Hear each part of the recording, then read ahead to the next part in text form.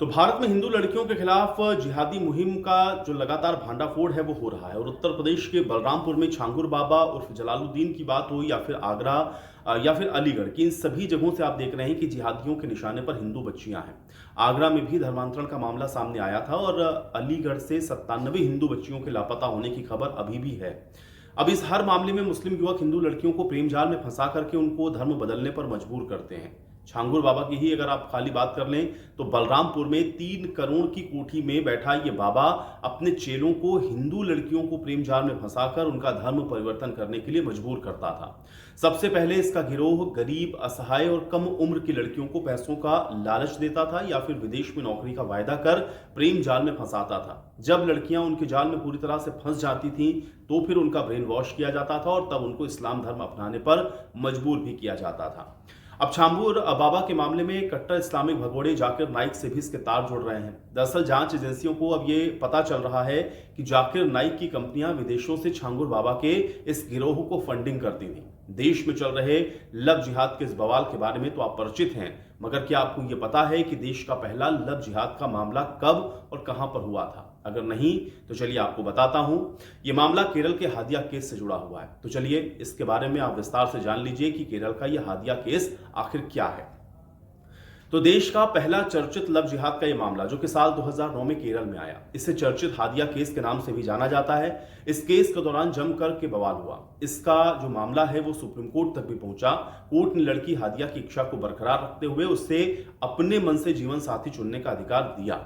हालांकि मुस्लिम युवक के साथ 2 साल तक शादी में रहने के बाद उसने तलाक लिया और फिर किसी दूसरे मुस्लिम युवक से उसने शादी करके अब अपनी जिंदगी को जीना शुरू कर दिया। लेकिन ये पूरा वाकया क्या है इसको समझ लीजिए। तो लव जिहाद का यह पहला केस माना जाता है साल 2009 का। साल 2009 था। कुछ हिंदू और ईसाई संगठनों ने यह दावा किया कि मुस्लिम पुरुष हिंदू या फिर ईसाई लड़कियों को प्रेम जाल में फंसाकर उनका धर्म परिवर्तन करवा रहे हैं। और इसकी शुरुआत कथित तौर पर 2007 में केरल से हुई। पहले से रोमियो जिहाद कहा गया। 2009 में केरल हाईकोर्ट ने इसकी जांच के आदेश दिए, लेकिन पुलिस ने 2012 में यह स्पष्ट किया कि लव जिहाद जैसी कोई साजिश नहीं है। इसके बाद ये शब्द और विवाद पूरे देश में चर्चा में आ गया, खासकर हादिया केस के बाद। अब हादिया केस में एग्जैक्टली क्या क्या हुआ इसको भी जान लीजिए। हादिया केस, जिसे शफीन जहां बनाम अशोकन केएम के नाम से जाना जाता है, 2017 और 18 में भारत में यह काफी चर्चित हुआ। यह मामला केरल के एक होम्योपैथिक की छात्रा अखिला अशोकन से जुड़ा था। बाद में उसे हादिया नाम दिया गया। यह केस शफीन नाम के एक मुस्लिम युवक से भी जुड़ा था। अखिला का जन्म केरल के वैक्कम में एक हिंदू परिवार में हुआ। हादिया के पिता केएम अशोकन भूतपूर्व सैनिक थे और अखिला ने तमिलनाडु में होम्योपैथिक मेडिकल कॉलेज में अपनी पढ़ाई के दौरान अपनी सहेलियों फसीना और जसीला से प्रभावित होकर 2016 में इस्लाम धर्म को अपनाया और फिर वो हादिया बन गई। यहां मुस्लिम युवक से उसने शादी क्यों की इसको भी जानिए। 2016 में हादिया ने शफीन जहां से शादी कर ली। उसके पिता ने यह दावा किया कि यह शादी लव जिहाद का ही एक हिस्सा थी। हादिया को जबरदस्ती धर्म परिवर्तन करवाकर आतंकी संगठन इस्लामिक स्टेट यानी कि आईएसआईएस से जोड़ा गया। उन्होंने केरल हाईकोर्ट में एक याचिका भी दायर की जिसमें यह कहा गया कि हादिया कमजोर और भोली थी। मई 2017 में केरल हाईकोर्ट ने शादी को रद्द कर दिया। हादिया को उसके पिता के घर भेज दिया। कोर्ट ने यहां पर यह भी टिप्पणी की थी कि भारतीय परंपरा के अनुसार अविवाहित बेटी पर माता पिता का अधिकार ही होता है। और सुप्रीम कोर्ट भी इसके बाद फिर हादिया गई। सुप्रीम कोर्ट में क्या हुआ इसको समझिए। हाईकोर्ट से झटका मिलने के बाद शफीन जहां ने इस फैसले को सुप्रीम कोर्ट में अपील किया और चुनौती दी।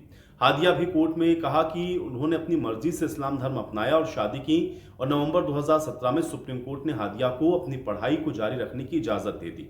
साथ ही हादिया के हक में फैसला सुनाते हुए कोर्ट ने यह भी कहा कि चूंकि वो एक वयस्क हैं, वो अपनी पसंद से जीने का हक रखती हैं।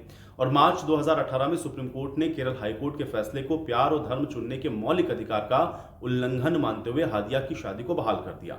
कोर्ट ने यह कहा कि वयस्कों की शादी को रद्द करने का अधिकार किसी के पास नहीं है। फिर दूसरी शादी बताया गया कि दिसंबर 2023 में जब यह मामला और बढ़ा तो शफीन से उसने तलाक लिया और एक दूसरे मुस्लिम व्यक्ति से हादिया ने शादी करी। द साउथ फर्स्ट और आमनेर कुछ इस तरह की खबरें बताते हैं कि तलाक के बाद तिरुवनंतपुरम में एक नई जिंदगी की शुरुआत हादिया ने की है और अब वो अपनी जो जिंदगी है उसको नए सिरे से शुरू कर रही है।